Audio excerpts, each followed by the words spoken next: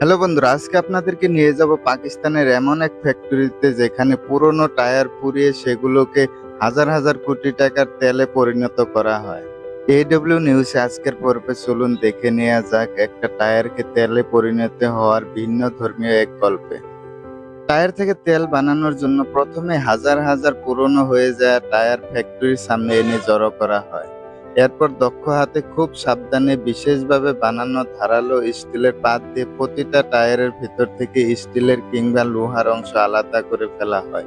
মূলত এই অংশটুকু আলাদা করে এগুলোকে পাঠিয়ে দেওয়া হয় কোনো রিসাইক্লিং প্ল্যান্টে, যাতে পুনর্ব্যবহার করে এগুলো দিয়ে আবারও রড কিংবা লোহা বানানো যায়। তারপরে টায়ারের চারপাশের অংশটুকু গোল করে ঘুরিয়ে কেটে ফেলা হয়। এগুলো কাটা হয় যাতে পরবর্তী ধাপে টায়ারগুলো এক জায়গা থেকে অন্য জায়গায় নেওয়া কিংবা অন্য কাজে বাড়তি ঝামেলা না পোষাতে হয়। এরপর এই টায়ারগুলোকে নিয়ে যাওয়া হয় কারখানার ভিতরে থাকা একটা বিশাল সাইজের চুল্লির ভিতরে। এরপর কেটে রাখা হাজার হাজার টায়ারগুলো চুল্লির ভিতরে ভরে দেওয়া হয় এবং চুল্লির মুখটা ভালোভাবে বন্ধ করে দেওয়া হয়। এরপর চুলার দরজার সাথে লেগে থাকা প্রতিটা স্ক্রু এমনভাবে টাইট দেওয়া হয় যাতে 1 ইঞ্চি পরিমাণও বাতাস বাহিরে লিক না হয়। এরপর আসে চুলায় আগুন দেওয়ার পালা। আর এত বিশাল সাইজের চুলায় আগুন দেওয়ার জন্য প্রয়োজন হয় একসঙ্গে কয়েক মণ কাঠ। আর ঘন্টার পর ঘন্টা এই টায়ারগুলোকে পোড়ানোর জন্য একজন কর্মী এই চুলার ভিতরে ঢুকে শুকনো কাঠ দিয়ে ভালোভাবে বোঝাই করে দেওয়া হয়। তারপরে আসে চুলায় আগুন ধরিয়ে দিয়ে অপেক্ষা করার পালা। এরপর মাঝে মাঝে চুলাটাকে স্বয়ংক্রিয় মেশিনের সাহায্যে চারদিকে ঘোরানো হয়, যাতে আগুনের তাপ সব জায়গায় সমানভাবে পৌঁছাতে পারে। এভাবেই প্রায় 10 থেকে 15 ঘন্টা অক্সিজেন ছাড়াই উচ্চ তাপমাত্রায় টায়ারগুলোকে গরম করা হয়। উচ্চ তাপমাত্রার কারণে টায়ারগুলো পুরোপুরি পুড়ে না গিয়ে ধোঁয়ায় পরিণত হয়, যেটা কিনা অনেকটা প্রেসার কুকারে খাবার রান্না করার মতো। আর এই ধোঁয়া বা বাষ্প পরবর্তীতে ঠান্ডা হয়ে আস্তে আস্তে তা ঘন কালো তেলে পরিণত হয়। আর এই ঘন কালো তেল মূলত জ্বালানি হিসেবে ব্যবহার করা যায়। তাছাড়া এই প্রক্রিয়ায় আরো পাওয়া যায় কার্বন ব্ল্যাক পাউডার। উচ্চতা পেয়ে গলে গিয়ে ঠান্ডা হওয়ার পর কালো রঙের এই টায়ারের গুঁড়োগুলো কিন্তু রাবার কিংবা প্লাস্টিক শিল্পে এক মহামূল্যবান কাঁচামাল।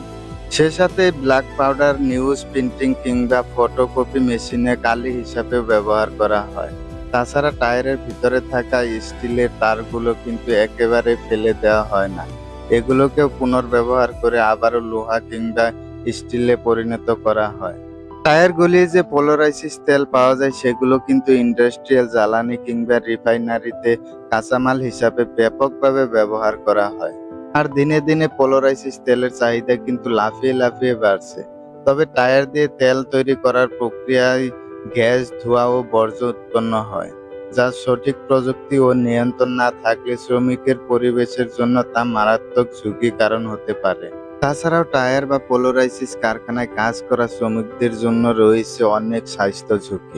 এই প্রক্রিয়ায় নির্গত গ্যাস, ধোঁয়া বা বাষ্পের সালফারযুক্ত বেনজিন ও অন্যান্য ক্ষতিকর রাসায়নিক থাকতে পারে, যা দীর্ঘমেয়াদী শ্বাসকষ্ট, ফুসফুস রোগ সহ নানা ধরনের জটিল রোগে আক্রান্ত হতে পারে।